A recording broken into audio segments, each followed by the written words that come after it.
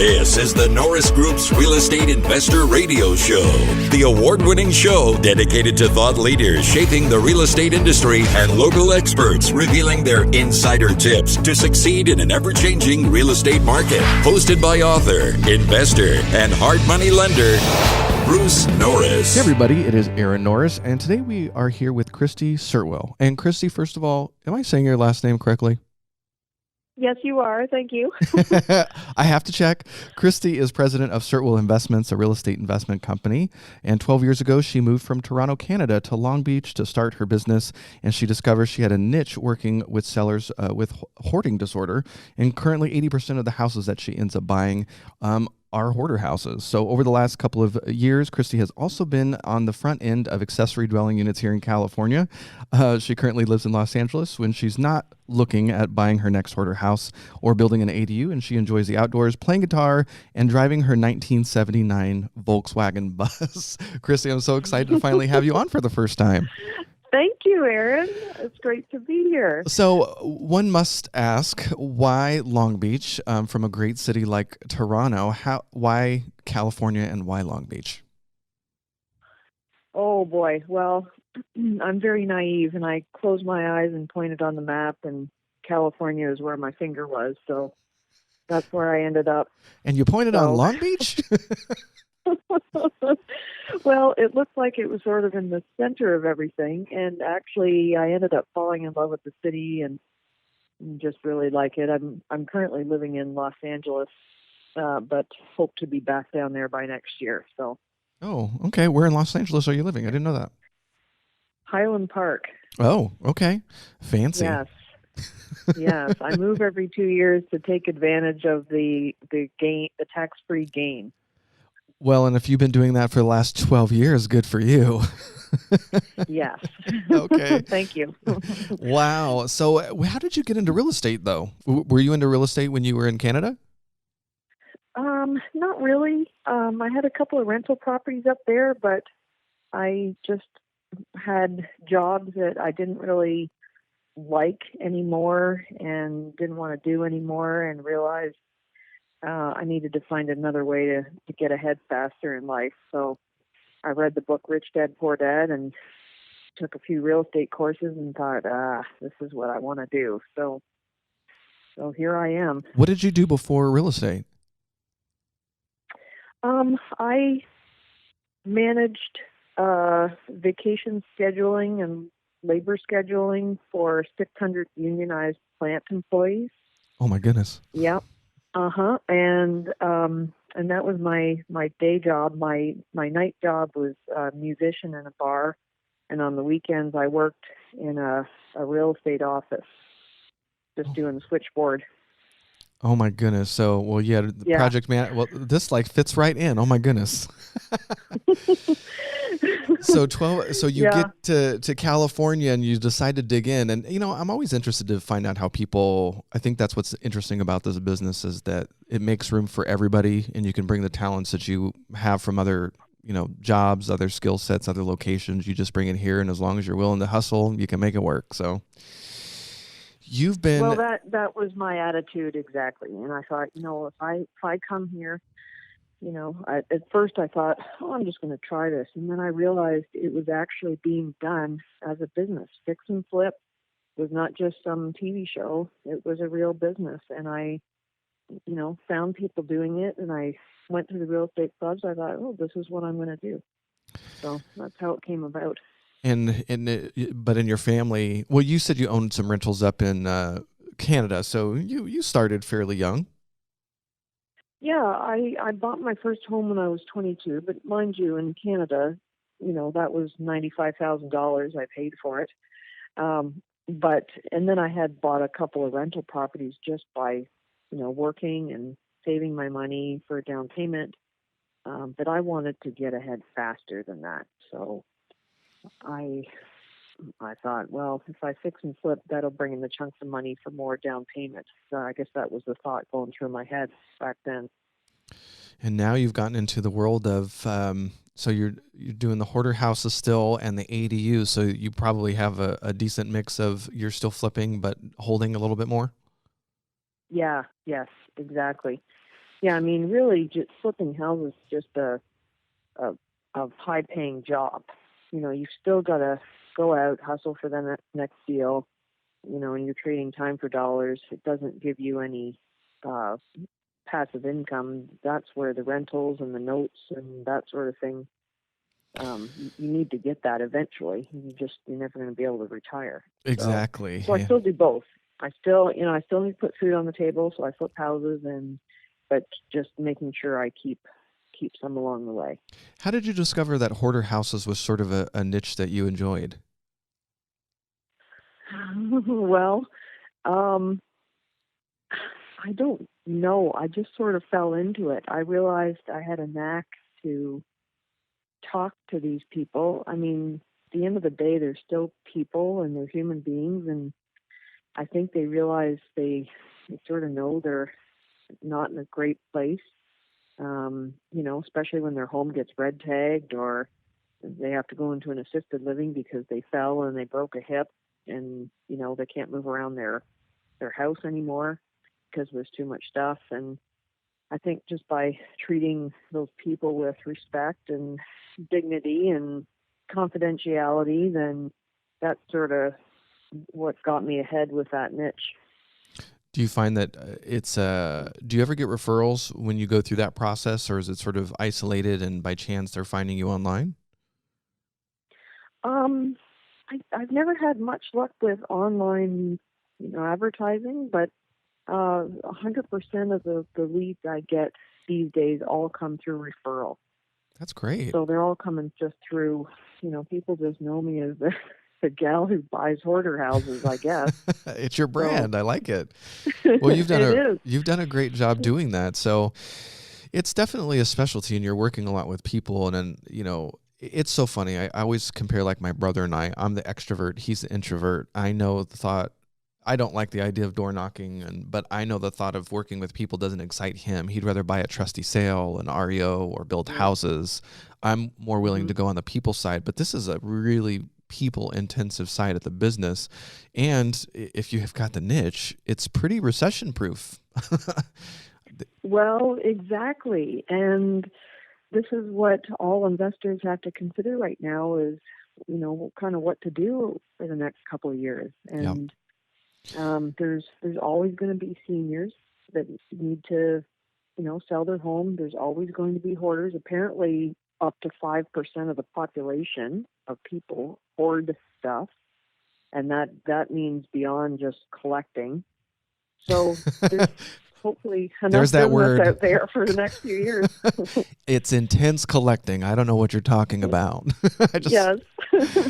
Yes, that's a good way to put it. Some of the houses I first remember rehabbing were definitely hoarder houses that involved a lot of bugs. So you get your fair share of some very interesting houses, and to be able to treat people with dignity, that is definitely a special skill that's not meant for everybody. Do you have to sometimes deal with like interesting probate issues, and because it's not just the person who is the hoarder, it's also family members.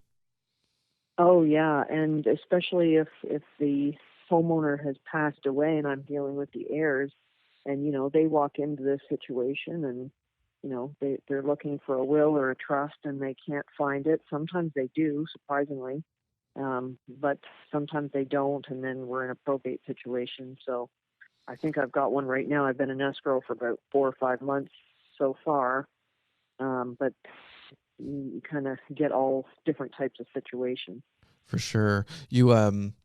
They're just not going to go to the iBuyer, and the iBuyer's just not going to snap it up, huh? No, that's not what they want to do at all. They definitely want to have somebody they trust and can put a face to a name.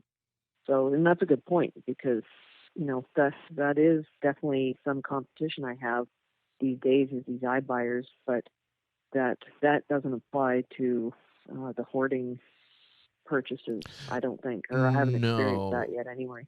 There's a few of them that have taken on some larger rehabs, but for the most part, the vast majority of stuff that I see them taking down are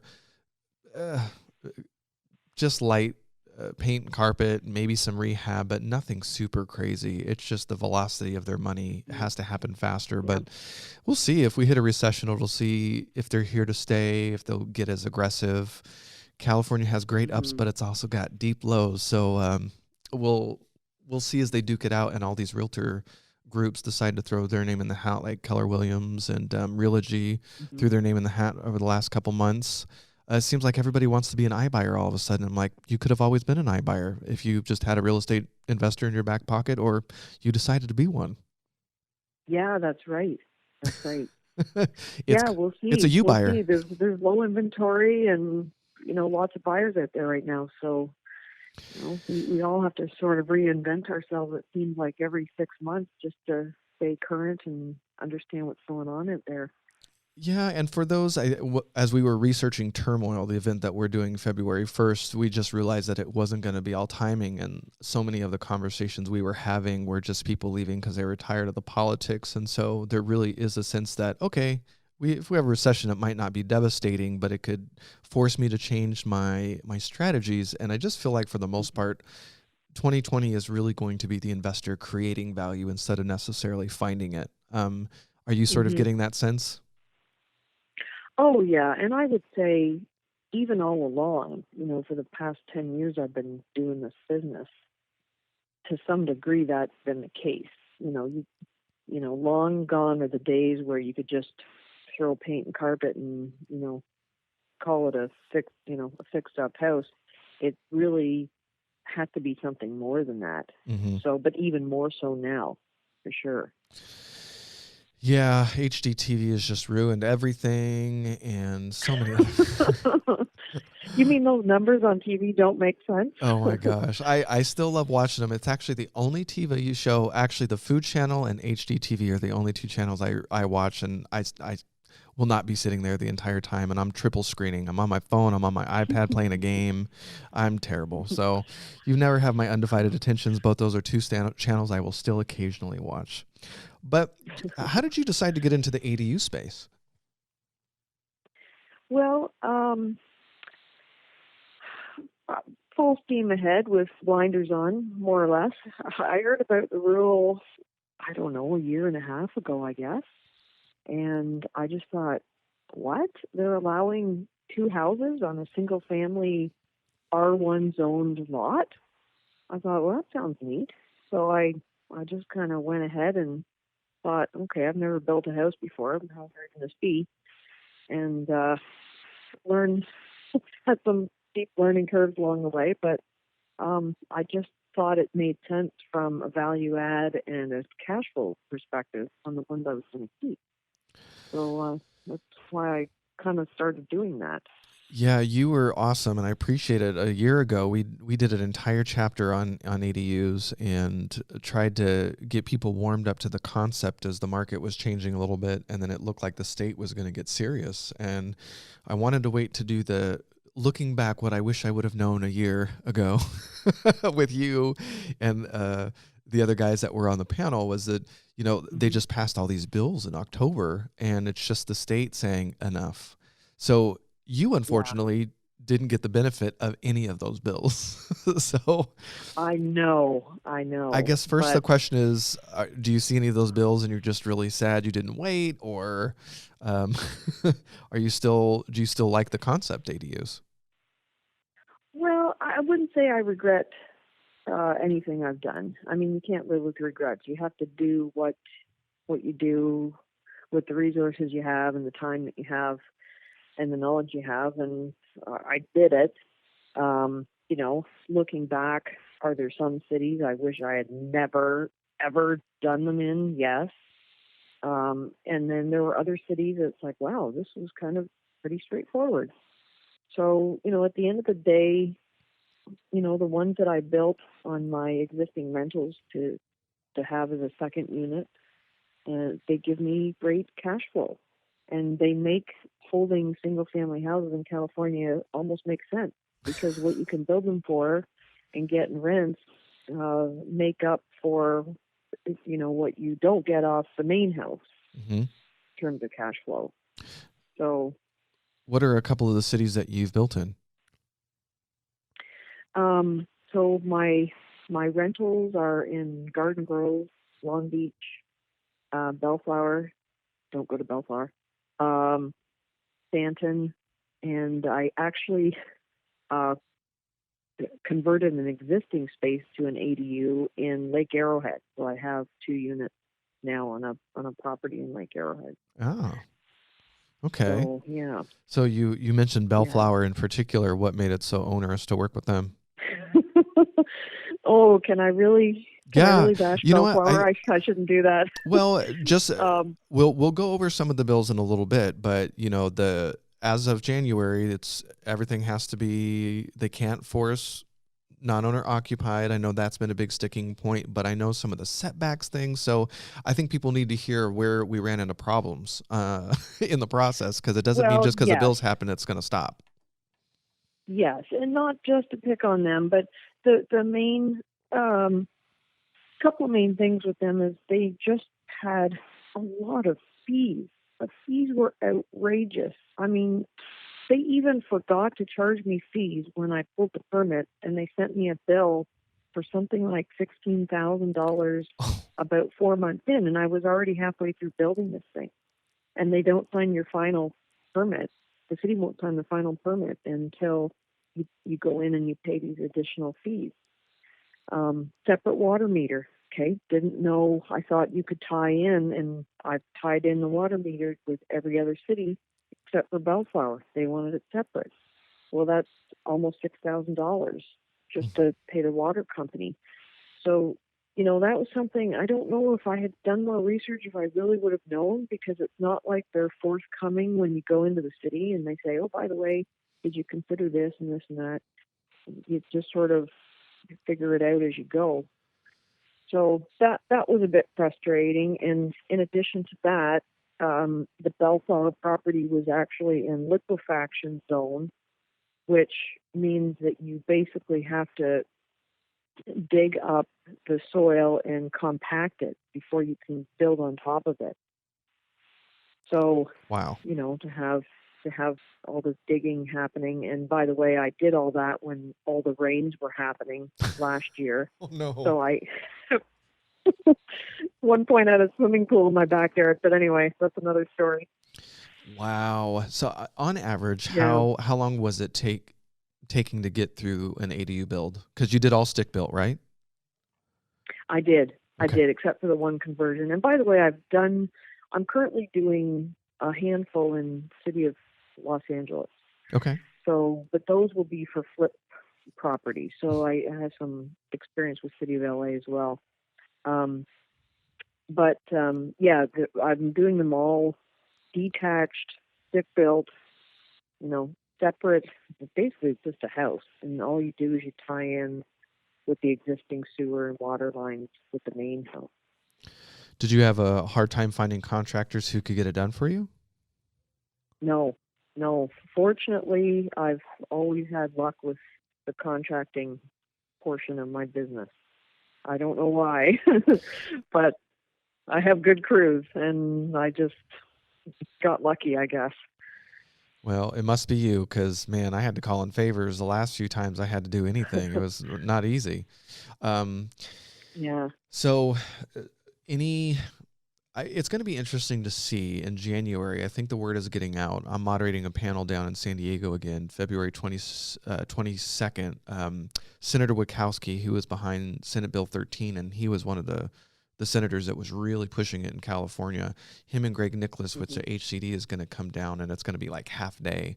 And I think now that, the fees are limited if it's under 750 square feet, according to the new bills that passed in October. Some really interesting pieces that were in there, including the city has to allow at least one. So there's a site out there on triplexizing a single family residence with a JADU and then a detached ADU. Do you worry at all that if done incorrectly or sloppy, that it could lower the value? Have you experienced that at all? Well, I just take a look around LA in my own neighborhood of Highland Park, and you can just imagine what could happen if this isn't done right. These glop-ons and, there's tiny homes allowed in Los Angeles now. So can you imagine? Just you have all these trailers parked everywhere, and people carving off a piece of their house for, so-called junior ADU. It's just going to be, if not done right, it has to be done right. And I will do mine right. I mean, I don't want, rental properties that are just, don't make any sense. So You've so got far, 30 people renting your unit. So far, when it came to ADUs, when they were part of flips, we haven't had a problem with the appraisal. We've only had a problem with the lenders. They were looking at it as a duplex, and they were, the person who wanted the financing wanted something with like 3% down, and they wanted to trigger a 25% down kind of loan. But you're holding the vast majority of yours. Did you have loans on them? Did you have to do private money? Were you able to get regular loans a second? What'd you do? Yeah, actually, that was another challenge I had last year was refinancing. Not a big deal because at the end of the day, I just have more capital tied up, which I didn't really want to have. But the problem was, at least on the ones that I refinanced, I just couldn't get all my money back out, and it's because they're looking for a single family house plus an ADU. Well, those don't really exist yet. Right. They weren't looking at other R2, like 2 on a lot to use for comp. They weren't using those, at least in my case. Yeah, I contacted the Appraisal Institute early on. I was like, is this on your radar? And how are you guys doing this? And we have an appraiser in our office. So I was asking her, and it's still a relatively new thing. And then you look at cities like Los Angeles that will have the tiny homes, which are not real estate. So you can't count those. It could look messy. I don't know. It's just going to, 2020, I think I'm working on a story right now for Forbes about 2020 being the year of ADUs and why. And I think California is going to lead the way, and then it's timed perfectly with some of the technology in prefab and 3D printed that's coming along.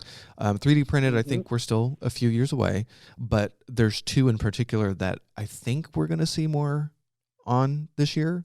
We'll see. But the modular stuff, there's some interesting things happening out there. Have you looked at all into the prefab and the modular stuff that I've seen that would look good? The least I've seen is $99,000, and that has nothing to do with the install or the pad or those utilities. What was cost-wise since you were doing stick-built? Well, let's ask that first question. Did you look at the prefab space? No, I really didn't, because initially when I started to build them for my rental properties, I thought, you know what, I just want stick-built. I'm going to own this thing for, forever. Maybe we'll see about that. But my goal was to hold it for a long time. So I just want to build this thing, and quite frankly, maybe for a slightly more cost, it's worth it to me. I mean, my construction costs were at $180 a square, which I didn't think was too unreasonable. Not the cheapest I've heard, but I know homeowners building ADUs on their properties and paying $250 a square.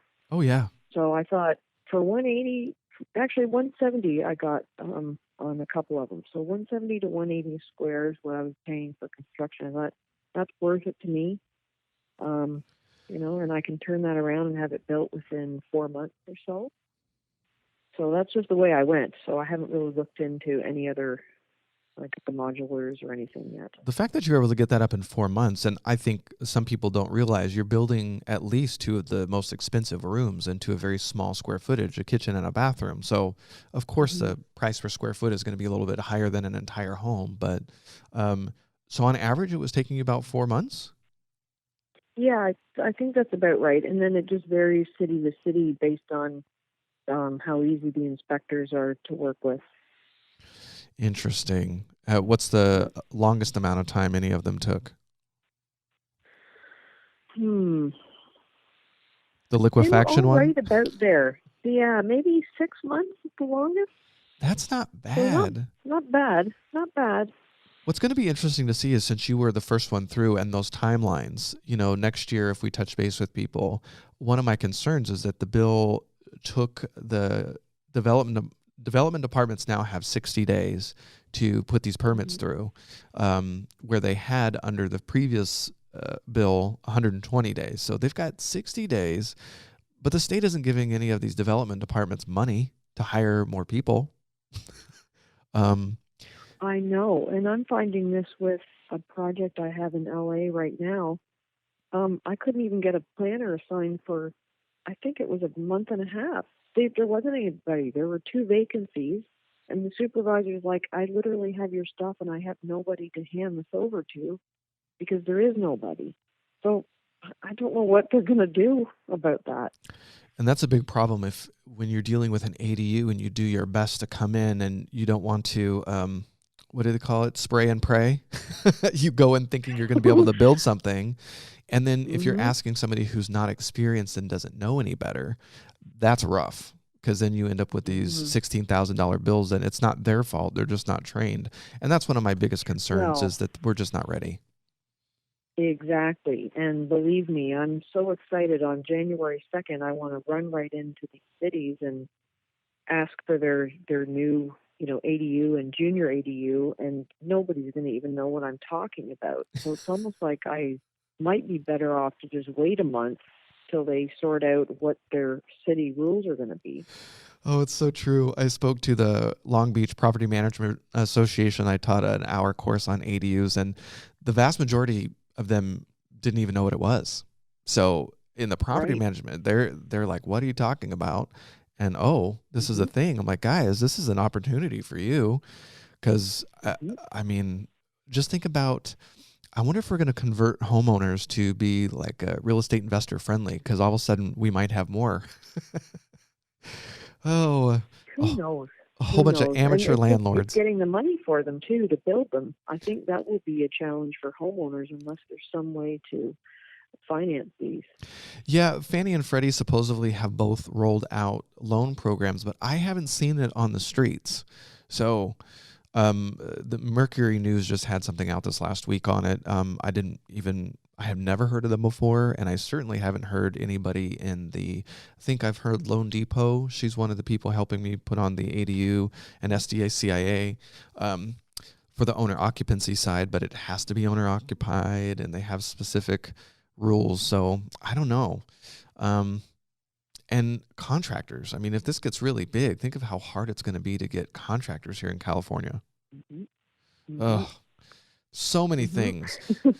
The Norris Group originates and services loans in California and Florida under California DRE license 012-19911, Florida Mortgage Lender license 1577, and NMLS license 1623669. For more information on hard money lending, go to thenorrisgroup.com and click the Hard Money tab. For more information on hard money loans and upcoming events with the Norris Group, check out thenorrisgroup.com. For information on passive investing with trust deeds, visit tngtrustdeeds.com.